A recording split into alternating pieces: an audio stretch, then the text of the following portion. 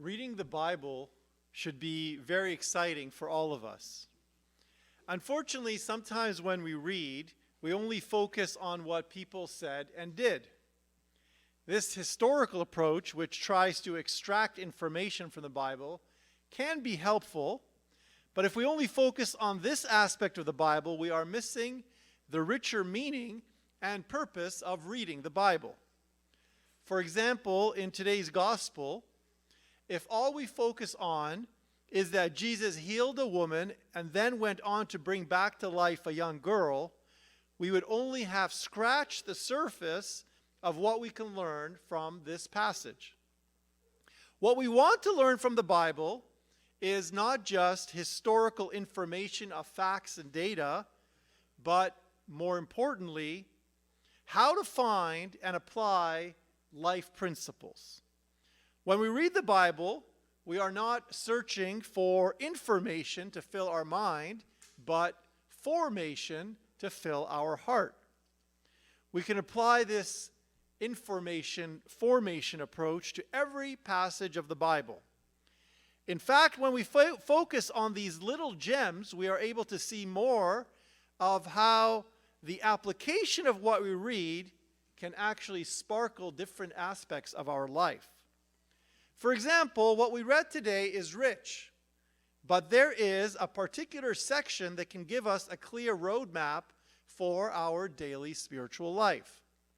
St. Luke tells us a woman who could not be healed by anyone came up behind Jesus and touched the fringe of his garment, and immediately her flow of blood ceased. This verse is a great summary of the daily personal relationship that Jesus wants us to have with him. Just this verse alone could radically change our life. In particular, we can focus on three aspects of this very short verse. 1, the woman could not be healed by anyone. 2, the woman touched Jesus. And 3, the woman was immediately healed. First, the woman could not be healed by anyone. How can we apply this to our life?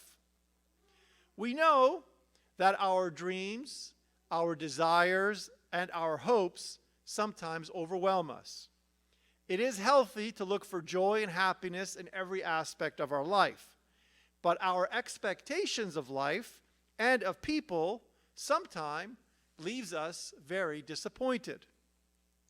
When we look for earthly comfort that is not connected to comfort in God, we end up looking, but not finding much.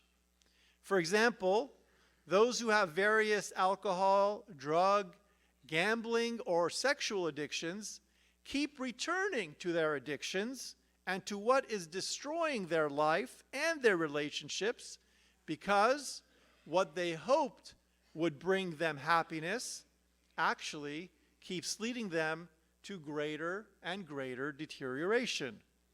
Finding comfort in and returning to what is making us sick will not heal us. But what is the answer? It is here we can learn from what we heard today. The woman could not be healed by anyone. An important first step for us is to recognize that our deepest needs can't be fulfilled by anyone, and our deepest wounds can't be healed by anyone. But we can't stop there. We need to ask ourselves, well, then who can heal us of our own sorrow, pain, loneliness, anger, or any other difficulty we may be having? We definitely need to turn to family and friends when things in life become difficult. Our family and friends can comfort us, but as in the life of the woman in today's gospel, they too cannot fully heal us. So what is the answer? Should we despair that life is hopeless? Should we make a list of all that is wrong in the world with others or with ourselves and then just give up? Well, our answer quite conveniently, is in the second part of the verse. The woman touched Jesus. So during our most difficult times, what do? When we have a difficulty with a relationship, with a friendship, or with a family member, do we try to convince ourselves that we are right and they are wrong? Or do we first reach out and touch Jesus? Today's gospel reminds us to go to Jesus before we try to figure out the answer on our own.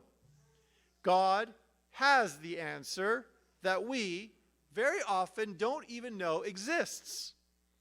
We move from reading the Bible simply as information to allowing it to be formation in our lives when we imitate the intensity and commitment of the woman who found Jesus in the crowd and touched him. She was not afraid of those around Jesus. She was not afraid of what others were saying. Rather, and very simply, the woman touched Jesus. Well, what did she expect from Jesus? Why did she think Jesus was any different from the others who could not heal her? Regardless of her expectations and regardless of her fear, the gospel tells us the woman was immediately healed. This is the third aspect of this very important verse. Jesus wants to heal us. Jesus wants to heal our pain. Jesus wants to restore broken friendships and relationships. Jesus wants to heal family turmoil and strife. And Jesus wants to fill us with healing, comfort, and restoration in absolutely every single aspect of our life. This seems like a very simple verse. A woman who could not be healed by anyone came up behind Jesus and touched the fringe of his garment, and immediately her flow of blood ceased. However, when we read the Bible in an interactive way, we realize that the information we discover is only the starting point for the life-changing formation that can transform every single aspect of our life. So read the Bible, but more importantly, read the Bible slowly, and even more importantly, read the Bible interactively for information and for life-changing formation. Jesus healed others, and he wants to heal us as well. The woman in today's gospel shows us these three stages. First, she recognizes that no one else could heal her. What do we want to be healed from, and have we recognized that no one else can fully heal us? Second, she touched Jesus. Do we approach Jesus with the same intensity and faith that she approached him?